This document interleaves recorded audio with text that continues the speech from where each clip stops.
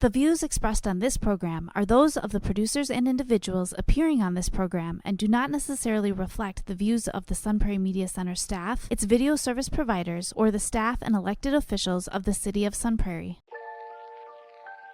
Hey everyone, this is Rose Daly, the City Sustainability Coordinator of Sun Prairie, and you're listening to the Sustainable Sun Prairie Podcast, the show that aspires to educate, empower, and engage our listeners in all aspects of sustainability. Whether you are a seasoned sustainability enthusiast or just beginning your sustainability journey, each episode will have something new and exciting for everyone. Let's begin the conversation for a greener community. Hey everyone, welcome back to the show.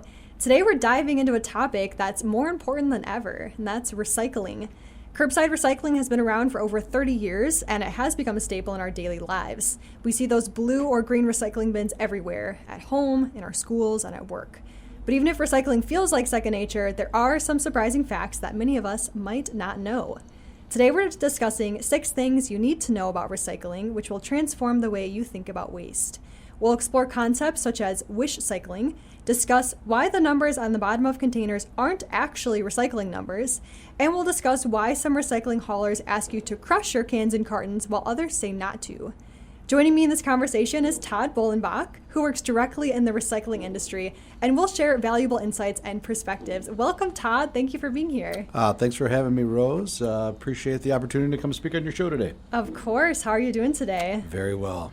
Good. Could you introduce yourself? Certainly. As Rose has mentioned, my name is Todd Bollenbach. I'm the Municipal Account Executive at Pelletary Waste Systems. Handle all the town, village, city contracts, and I'm an avid recycler and all about public education and getting out in the community and helping people have a better idea what they can and can't recycle through the single stream process. Yes, very cool. You have a very important job. So I think one of the first things that we should talk about is the number that we see on the bottom of plastic products. So this is the number that is often referred to as a recycling number. What you'll see on your plastic product is a triangle. Now it's either just a full triangle or a triangle made up of 3 arrows feeding into each other. And then in the center of the triangle, there's a number 1 through 7. A lot of people refer to this as a recycling number, which implies that if a product contains this number, then it can be recycled just because of the language used around it. But this is actually not correct. And the number on the bottom of these plastic products is actually a resin identification code, or RIC. And this is something I recently discovered just a couple of years ago, because my entire life I thought these were recycling numbers. And Todd, as you know, the RICs tell us the type of resin or material that your product is made out of. So for example, if your product contains a number 2, it is made out of high density polyethylene, or HDPE. If your product contains the number 3, it's made out of polyvinyl chloride, or PVC, and so on. So this number is only for material identification, not whether or not it is recyclable. Now, if you're one of the listeners who has always thought this number was a recycling number, you're not alone. Todd, I actually found a survey of 2,000 Americans conducted by the Consumer Brands Association in 2019, and actually 68% of respondents thought that any item containing that resin identification code is recyclable, and which shows us that consumers widely misinterpret the purpose of the RICs.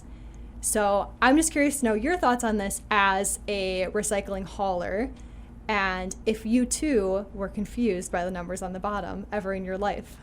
Well, absolutely, and most people are, and it sounds silly because it seems like it'd be such an easy thing, but recycling is one of the most complicated things that most residents have to figure out. It is, yeah. And like I always say, just because something has the recycling logo or that recycling triangle on it does not mean that you can recycle it through the single stream process. Right. And that's the biggest confusion that we run into nowadays. I think everybody remembers back when you used to have to separate your glass from your paper, from your plastic, from your aluminum cans. Mm-hmm. Obviously, the easier we can make it on consumers and residents, we're trying to encourage the most recycling as possible, and that's what's called the single stream process. Yeah. When we come by your house and pick up that blue bin, or you're in an apartment or a condo and you got a recycling dumpster, you don't have to separate that out anymore. We're trying to make it as easy as possible, and that's where the confusion lies. Just because something has a number on it or a recycling logo does not mean that it can be properly sorted through the single stream process. Exactly. That's the PSA for today. That number on the bottom is not a recycling number. It's a resin identification code. So I guess if we ever went back to non-single stream recycling and we had to sort our materials, those numbers would help us sort our plastics. Because when I look at different plastic materials, I can't just from a visual look at them tell what type of material they're made out of. So I was actually curious where this misinformation was coming from. I know that when I was a kiddo in grade school, everyone would always refer to that number as a recycling number, which is incorrect. So I was actually looking at maybe there was like some top-down misinformation. I did some digging and I found that the American Society for Testing and Materials International, or ASTM International, they're the ones who actually administer the RIC system. And they specifically state on their website, quote, resin identification codes are not recycle codes, unquote. And they go on to state that the use of resin identification codes on a manufactured plastic article does not imply that the article is recycled or that there are systems in place to effectively process the article for reclamation or reuse. So I think they're trying to communicate out that these are not recycle codes. This is just materials. You need to look at your local recycling guidelines to understand if you can recycle it or not. And I just think that's a really important PSA for today.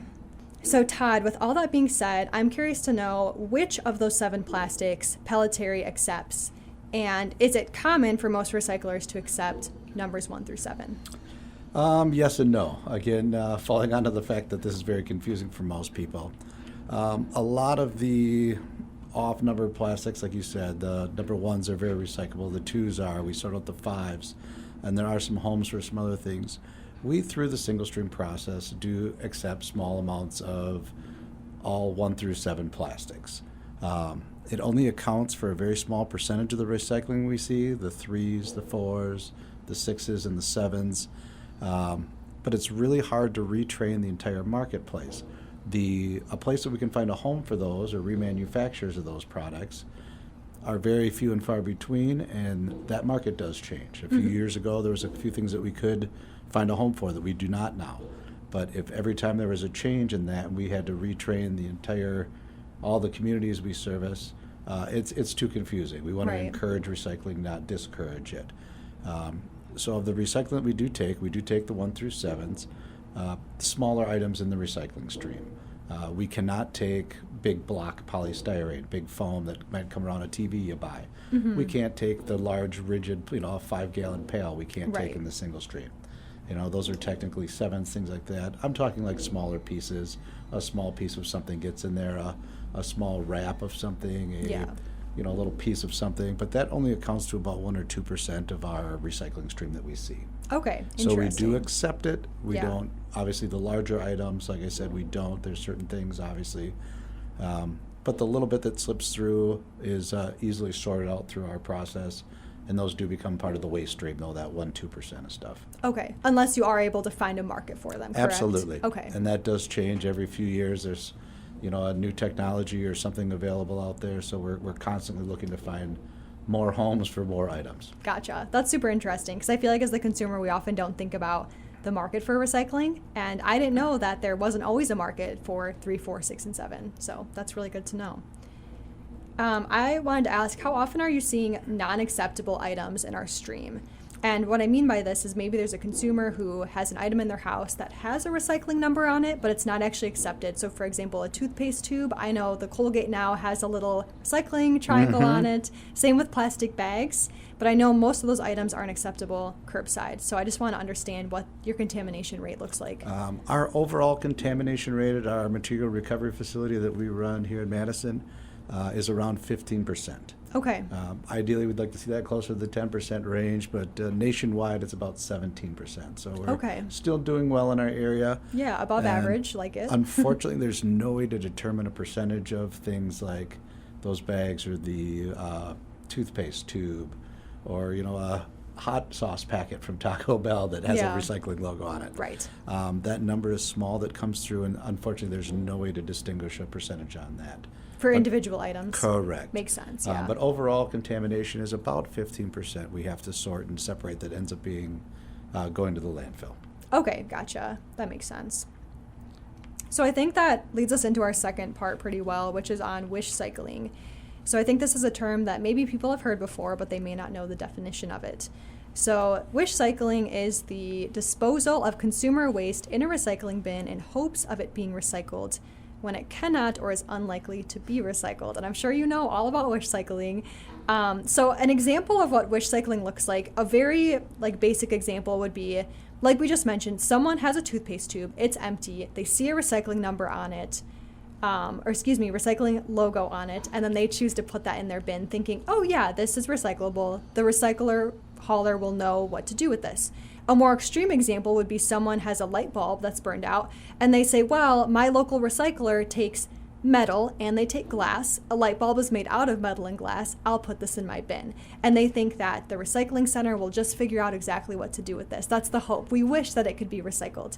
But can you kind of provide some insight into what wishcycling looks like on your end of things? What items do you see? How does it impact your operations? Absolutely, yeah. Probably the most common thing that we see and our biggest contaminant of the wishcycling or our recycling stream would be plastic bags. Right. Whether that's your grocery bags, kind of a heavier bag that you might get at a retail store. Yeah. Buying some clothes, a bag that comes in.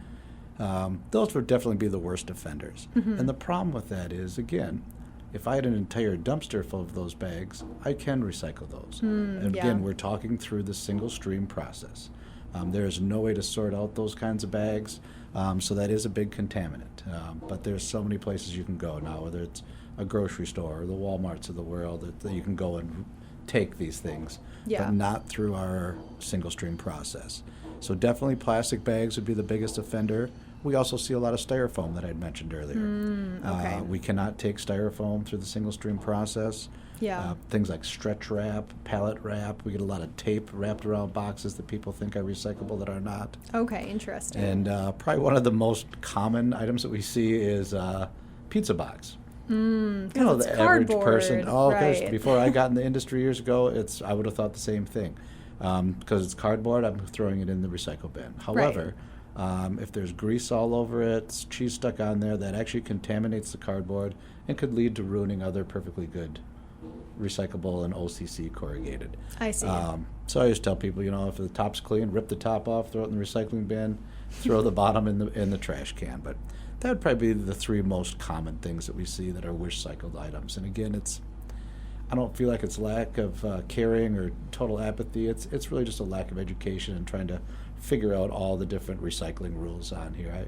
I do feel like the average consumer does want to recycle. Definitely. So. Yeah, they're just unaware. Mm-hmm. It's actually interesting that you bring up those top three wish-cycled items, because that aligns pretty well with the national data. So for the United States, the following items are most commonly wish-cycled here in curbside recycling, and that's plastic bags is number one, which is the same number one for you guys. Small plastics, frozen food boxes and soda cups, greasy pizza boxes, bottles with liquid inside, and dirty plastic, styrofoam, clothing, and wrappers. So that's national data. Mm-hmm. So it's interesting that it aligns well with what you guys are seeing.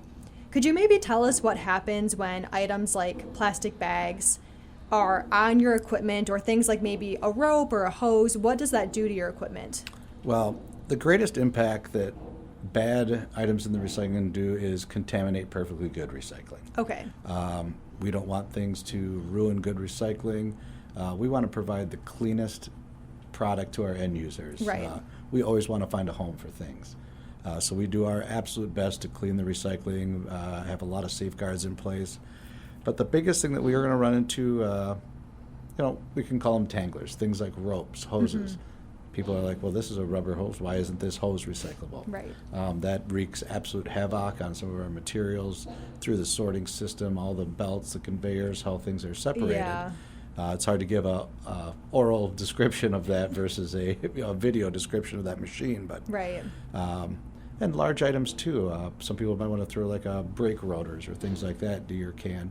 And that real heavier metal equipment can also really do some damage to the system. And the last thing we want to do is, shut down our line because of a hose is wrapped in there and stopping everything up. Right.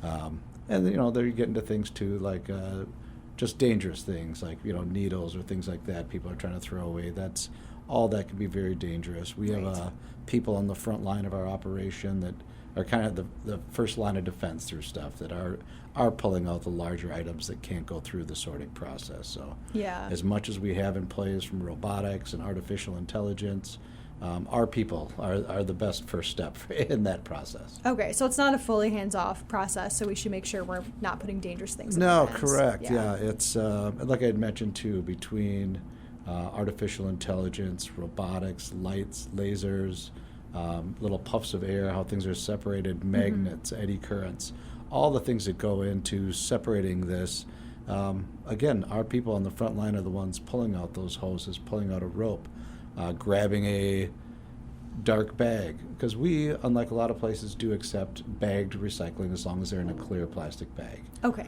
So if somebody throws, even though they could be good recycling in a dark bag, that's getting pulled off the line, because the last thing you want to do is open that up and have food waste, garbage, Yeah. diapers, things of that nature contaminate the rest of the recycling. So Right. they do a great job of hand sorting and keeping an eye on some of the main things that can cause damage along the line.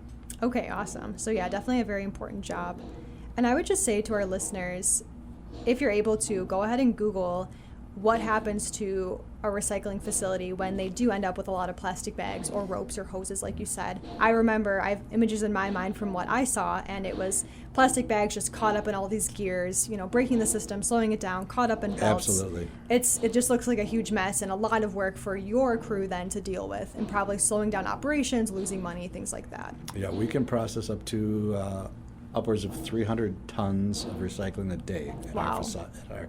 at our facility. So the last thing we want to do is shut that equipment down. Yeah. But again, we, as a whole, our company prides ourselves on community outreach, education. You kind of mentioned what safeguards we take. The more we can get out in front of people, schools, communities. We do a lot of high school and middle school education. It's amazing how many kids will go home and yell at their parents for not recycling right. It's really I love terrific. that. Yeah. So we take a lot of pride in getting out in front of the community. So the more we can educate people, the less contamination we're going to have. And like I mentioned before, it's not apathy, it's lack of recycling education that is the biggest contaminant. Exactly, yeah. And I know it's tempting to wish cycle, like, oh, I could put this in the bin, then it's out of sight, out of mind, and someone will take care of it. And But you and I have talked many times, I know it sounds counterintuitive, but when in doubt, throw it out. yes, that is the motto I've heard, and that's the motto all of our listeners should walk away with today. When in doubt, throw it out. And I think this leads pretty well into our next part. So we've discussed that recyclers and haulers will only accept certain types of items, certain materials, but then they'll also provide specific guidelines for how to prepare your items for recycling. So for example, they might ask you to rinse out your recyclables. They might ask you to either crush your cartons and cans or refrain from crushing them. They might ask you to keep the cap on the bottle or take it off. Or they might have specific rules, like if you have a plastic to-go cup, the cup is recyclable, but not the lid. So there's a lot of these rules, and I think it's tough for people because if they're moving to different cities, different towns, they'll have to learn a whole new set of rules and habits for recycling. So I get the frustration there, but I'm curious to know if you can tell us why, for example, Pelletary has specific instructions, and maybe how that fits into the bigger picture of your recycling process. Oh, absolutely. And I run into this one a lot, cans. You're like, oh, I crush my cans, and I always tell people, stop it. We want things as close to their three-dimensional shape as possible running through the system. Okay. Now, don't get me wrong, if you're, an organization, a place up north that the Boy Scouts collect cans, go ahead and crush those. Those are already getting pre-sorted, taken to an aluminum plant to get, try to get some money back for those kind of things. But in this single stream process, things are sorted based on their shape, density, weight, what they're made of. We don't want things like plastic bottles, aluminum cans being totally crushed flat, because the way that they're sorted, we don't want those to end up moving forward through the paper sorting with the OCC Okay. and the corrugated. Yeah. And don't get me wrong, nobody expects you to have a 2-gallon thing of milk taking up half of your recycling bin. Go ahead, crush that in half, squeeze some of the air out, put the cap back on it. A soup can, put the lid back in there, squeeze that can in half to keep the lid from coming out. that's great. But what we don't want is perfectly flat things. Okay. Which kind of transitions into that lid of a soup can or, a tomato can. Although that is perfectly good recycling, that lid itself, if that is going through the stream by itself, not inside the can, there is a better than average chance that's going to slip through the cracks, not get sorted properly, Okay. Which is why we want lids on plastic bottles. We want lids on your milk jugs. We want lids left on your water bottles. Dump them out, rinse them out, put that lid back on. Same with a glass jar. I know you and I were talking. Let's say I got a salsa container. I've got a glass jar with a paper label and a metal lid on it. Leave that lid on it. Through the sorting process, that glass will get broken down and separated at that point, and the metal will be sorted out with magnets and, again, eddy currents, however the material is. Okay. But if that is loose at the front end of our system, there's a better than average chance that that perfectly good recycling might not make it to the stage where that's separated. So it's kind of it goes against what you'd think, but yeah, milk container, leave that little lid on there. Glass bottles, jars, all that stuff, leave the lids on. Basically, the only thing we don't want the lids on is your to-go coffee cups, McDonald's glass, things of that nature. Okay. Take the lid and the straw, throw that in the garbage, recycle the cup. We are able to recycle here in our area things that a lot of areas cannot recycle, things like to-go cups, hot and go. Yeah, the coated paper. Starbucks cups, the coated paper. Yeah. A wax line juice carton that in the past wasn't recyclable. Right. But yeah, we can recycle all that still. But yeah, as far as the crushing aspect goes, I can't reiterate that enough. Try to leave things as close as possible to their original shape. We do not want totally flat things going through the process, as that might get sorted with the paper and could contaminate the paper or just not get recycled, and that's the last thing we want. Okay, this is super insightful just to understand your process and why you have these rules. I think sometimes we just question, like, why is this a rule? It wouldn't hurt if I just separated the lid, but now it makes sense why we shouldn't do that. And I apologize for interrupting and again, I'm not saying that lid won't get recycled, but it greatly reduces the chance of it. Right. So Because then it's very small, it's Correct. off on its own. Right. Okay. Yeah, that makes sense. We don't want things to get confused as paper in the system, so keep those as their 3D shape.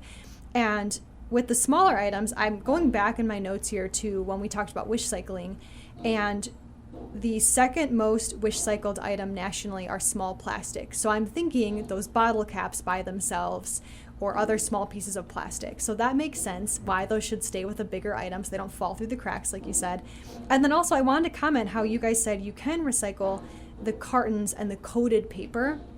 That's actually listed as a national wishcycle item, soda cups. So I think now the more innovative recyclers are being able to take those items, which is awesome because so many people are using a crazy amount of the soda cups, the to-go coffee cups. I mean, I'm a culprit of that sometimes too. So I think it's great that you guys are finding a market for those and you're able to collect them. Yeah, the to-go cups, the juice boxes of the world. It's, right.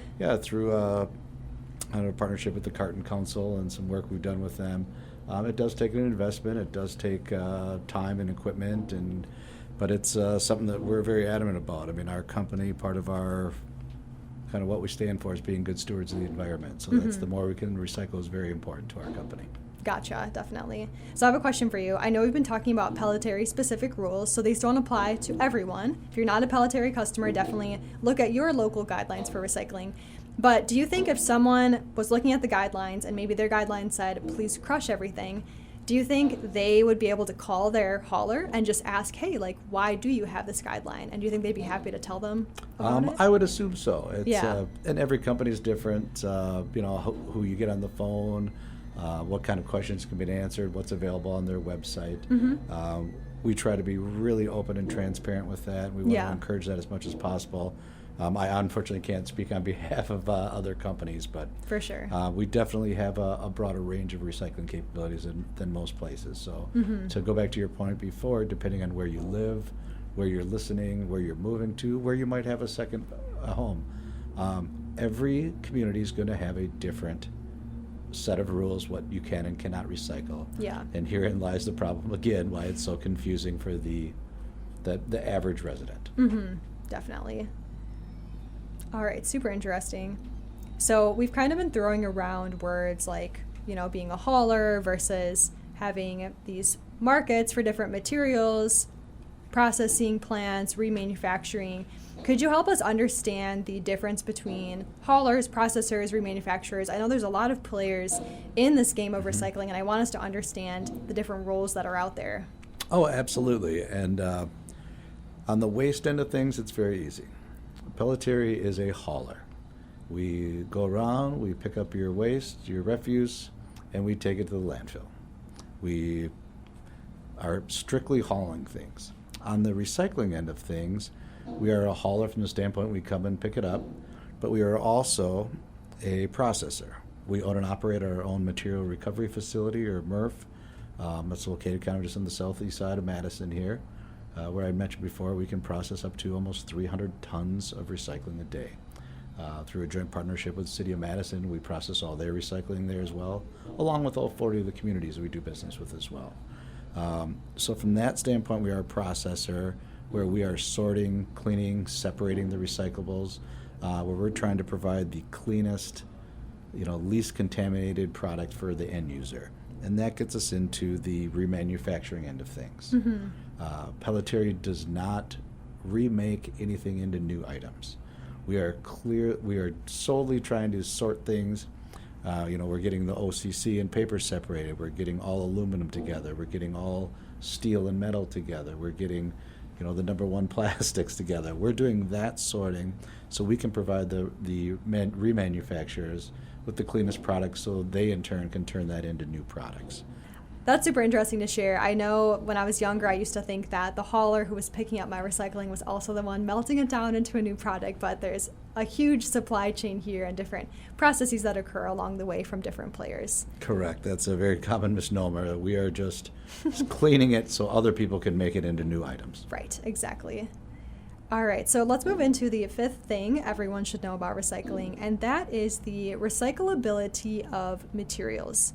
So yes, a lot of different materials can be placed in your curbside bin, but not all of them have the same recyclability. And what I mean by that is there's some materials that can be recycled over and over and over again, but there's others that cannot. So for example, glass and metal are infinitely recyclable materials, meaning that they can be remanufactured over and over again without the materials losing any versatility or strength. So items made out of these materials are the best option to buy because they have the highest likelihood of re-entering our market at the end of their life.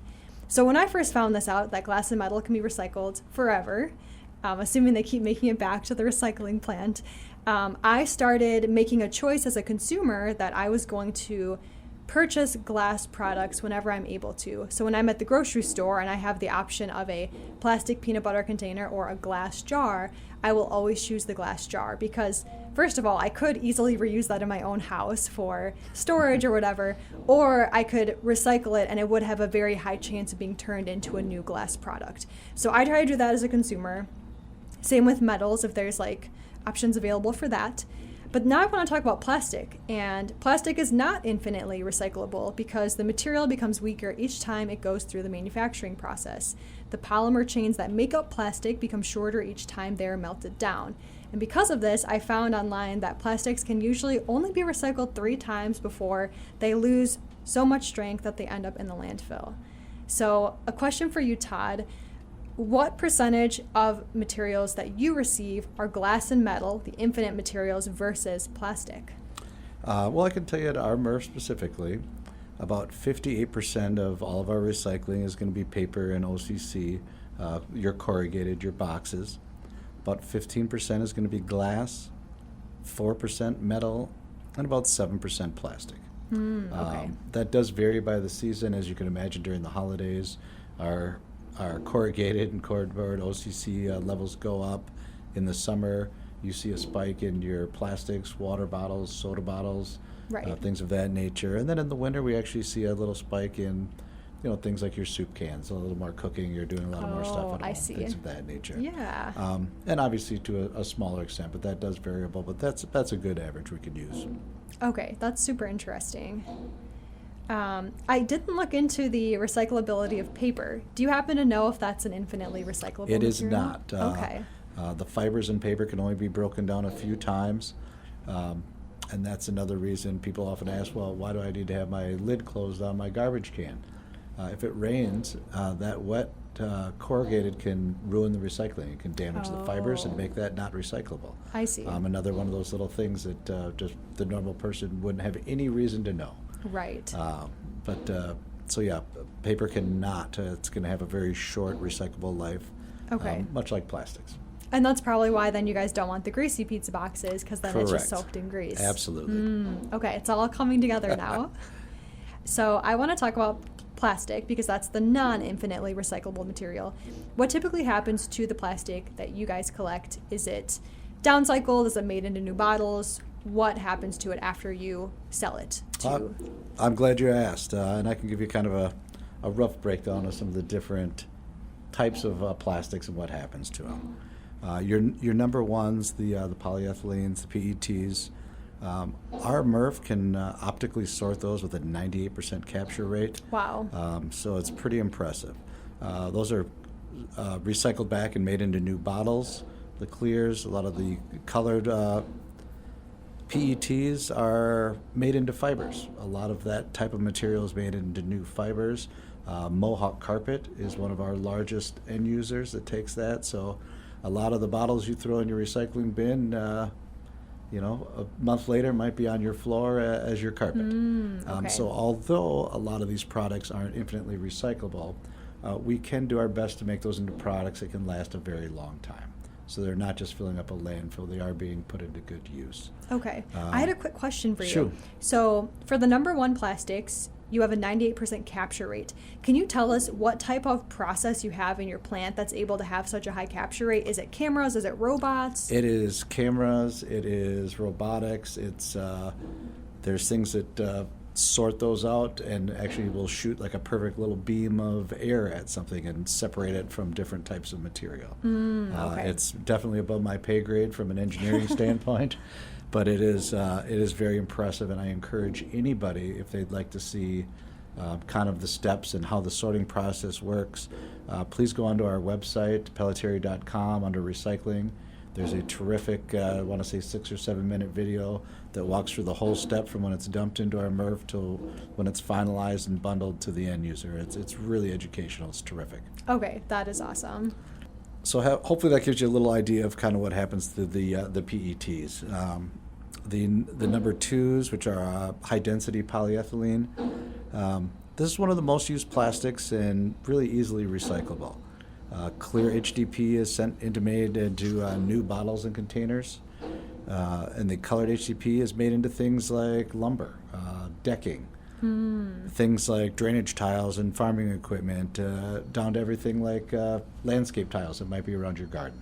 Again, here's a case where we can't use those multiple times, and from clear you can go clear to clear, clear to colored. But once you have a colored, you can't make that into another clear thing, so your options are limited moving forward. But again, things like drainage tiles, your landscaping edging, things that can be used for years and years and years and not just go to the landfill and take up space. Okay. I know that there's a company called Trex that will take actually plastic film, so the plastic bags you were talking about, and they'll use those to make new decking boards. So I think it's good there is a demand for the plastic bags, even though they can't typically go in single stream. And I know there's usually collections at various grocery stores for plastic bags. So you can look out for those the next time you're shopping. Yes, absolutely. I mean, again, that's a thing I try to preach to people too. If I can't take styrofoam in my single stream process, but if you had an entire dumpster of styrofoam, I can find a home for that and recycle it. Your garbage bags, things like that, larger metal items, these are all perfectly recyclable. They're just not able to be processed through the everyday single stream process. Right. Just to confuse people more. And some of the other plastics that we were just talking about, we are able to sort out the number 5, the polypropylenes. That's actually made into flake and then remade into new polypropylene items, things like, yogurt containers, ketchup bottles, syrup bottles, things of that nature are going to fall under that number 5. The 3, 4s, 6, and 7s, those are going to be things like you had mentioned earlier, your PVC, your low density polyethylene, and a lot of the rigid plastics. there's no way for me to take in like a 5-gallon pail or like a kid's big wheel or, a bike, something like that into the recycling process. The little pieces of that, again, those are sorted right now and put into the waste stream, but it is a very small percentage of what comes through our single stream process. Again, things like the PVC piping, plastic wrap, stretch film. Again, retouching base, if we had an entire dumpster of stretch film, I can find a home for that. I'm just not able to process it in your garbage can at the end of your driveway. Yeah, makes sense. Okay, so what I'm hearing from this is that most of the plastics collected aren't actually made into the product they once were. So plastic water bottles don't become plastic water bottles again. They might be downcycled, like you said, made into carpet. It looks like maybe the number 5s are usually made into new PP items. Correct. And the number 1s, the PETs, the polyethylene, those can be made into new bottles as well. Okay. The clear usually into clear, but once they get and be colored or used a couple times, they do have to be made into different products. To kind of close out the episode, I wanted to talk about the bigger picture of recycling and how it fits into sustainability, because of course there is energy required to recycle products. So the question is, does it take more energy to recycle a material or to like mine or harvest a new material? So what I found online is that on average, making products from recycled materials saves 50% of the energy costs associated with making items from new materials. So that's pretty huge. You're cutting energy in half if you're recycling versus using new materials. I found for glass specifically that it takes 30% less energy to use recycled glass compared to using virgin materials. So another reason to keep recycling your glass. And then for aluminum cans, which again are very highly recyclable, they require 95% less energy to recycle than making an aluminum can from raw materials. And this actually saves about 40 barrels of oil. So that is huge. Another reason to buy aluminum items and then recycle them. And that's probably why there's some states that have the buyback program, like you get the 10 cents if you bring the aluminum can in, because of the energy savings and recyclability of those. So I just thought those were interesting to share, kind of looking at the bigger picture. But as we close out the episode, I'm curious to know if you have just any final tips that you want to share with recyclers, and any final thoughts.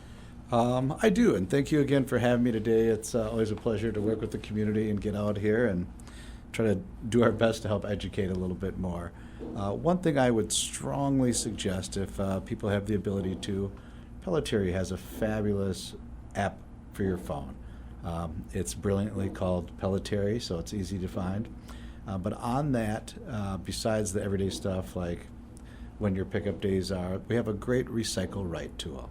And that tool can be found on our website at pelletary.com, or if you download the app, where you can go in and put in just about any item at all. It's updated every week with new questions, new answers for things. So if you're like, is this toaster recyclable?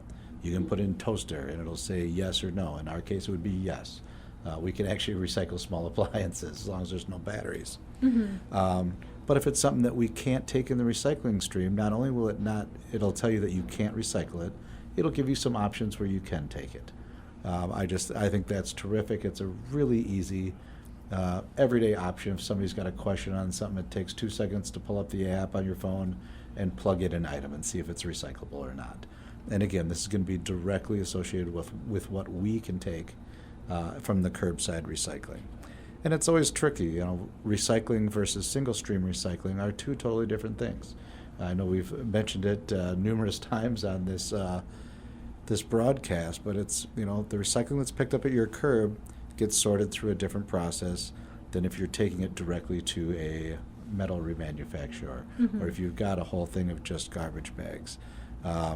It's because we're not making you separate your paper from your glass from your plastic like you used to have to do.